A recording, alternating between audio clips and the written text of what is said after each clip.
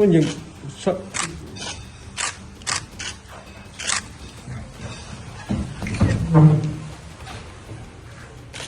孙景上 नमस्कार, मेरा नाम विनीत त्रिपाठी है और आप नव भारत टाइम्स देख रहे हैं।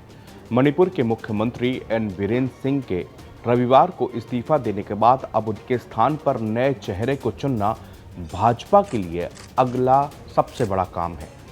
सूत्रों से जो जानकारी सामने आ रही वो ये है कि भाजपा अगला सीएम नियुक्त करने में जल्दबाजी नहीं दिखाएगी। भाजपा इसके लिए थोड़ा समय ले सकती है। इम्फाल से राजभवन की ओर से जारी बयान के मुताबिक राज्यपाल अजय कुमार भल्ला ने एन बीरेन्द्र सिंह को वैकल्पिक व्यवस्था होने तक पद पर बने रहने को कहा है। सूत्रों के मुताबिक दिल्ली में बैठक चल रही है और अगले कदम के बारे में देर रात तक राज्यपाल को सूचित किया जाएगा।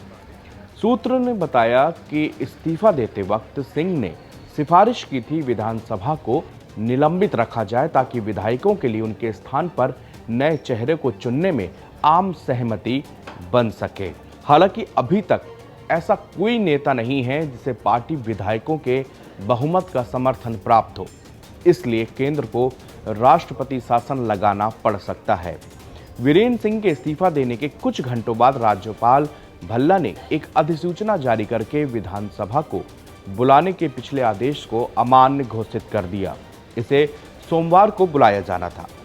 सीएम ने विधानसभा को निलंबित करने की सिफारिश की है। राज्य में भाजपा के एक नेता ने कहा कि केंद्र सरकार द्वारा इस पर कोई फैसला लिए जाने तक वीरेंद्र सिंह कार्यवाहक के रूप में काम करते रहेंगे। राज्यपाल भल्ला कुछ दिनों के भीतर केंद्र को अपनी रिपोर्ट सौंपेंगे। इसके बाद राष्ट्रपति शासन लगाया जा सकता है। संविधान के अनुच्छेद 356 के मुताबिक राष्ट्रपति शासन की घोषणा 2 महीने के भीतर संसद के प्रत्येक सदन के समक्ष रखी जानी चाहिए। यदि ऐसा नहीं होता तो राष्ट्रपति शासन समाप्त हो जाएगा। बजट सत्र का पहला भाग यानी कि फर्स्ट टर्म 13 फरवरी तक चलना है, मगर ये 2 दिन पहले ही स्थगित होने की संभावना है क्योंकि बुधवार को रविदास जयंती के कारण छुट्टी है। बजट सत्र 10 मार्च को फिर से शुरू होगा और 4 अप्रैल को समाप्त होने वाला है। हालांकि ऐसे अटकलें थीं कि मणिपुर के स्पीकर थोकचोम सत्यव्रत सिंह, शहरी विकास मंत्री युमनाम खेमचंद सीएम पद के संभावित उम्मीदवार के रूप में उभर सकते हैं, मगर भाजपा के सूत्रों का कहना है कि गहन चर्चा के बाद निर्णय लिया जाएगा। सूत्रों ने संकेत दिया कि राष्ट्रपति शासन शुरू में 4 से 5 महीने के लिए लगाया जा सकता है और सीएम के लिए सर्वसम्मति से उम्मीदवार मिलने तक इसको और भी ज्यादा बढ़ाया जा सकता है।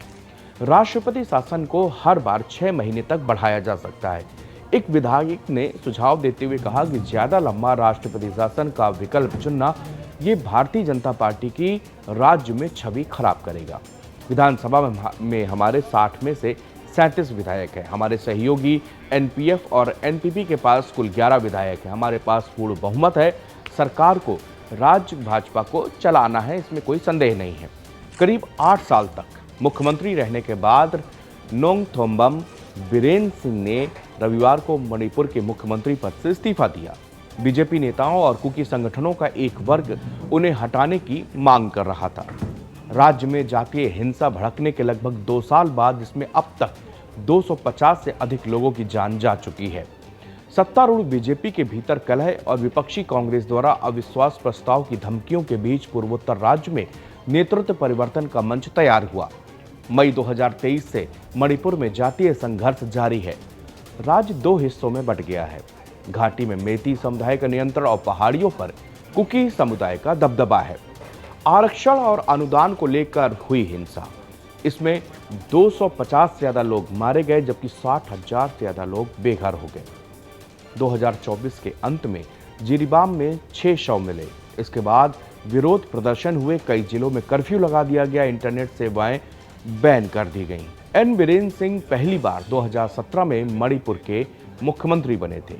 उनके नेतृत्व वाली बीजेपी सरकार का राज्य में यह लगातार दूसरा कार्यकाल है, लेकिन बीते महीनों प्रदेश में हुई व्यापक हिंसा ने उन्हें कटघरे में खड़ा कर दिया था।